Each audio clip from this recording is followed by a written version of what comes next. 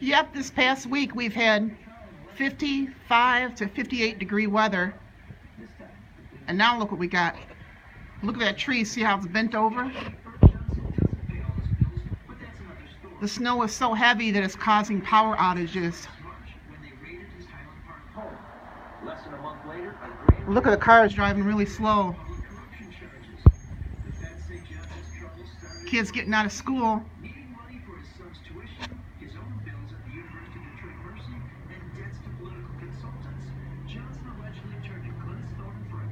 Yeah, the roads are really, really bad.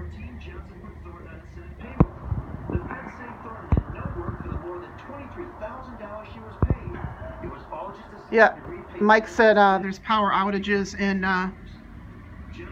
Wixom because one of his neighbors told him. There's another tree that's leaning over too, right there. It's a mess, and we officially have a blizzard. This sucks.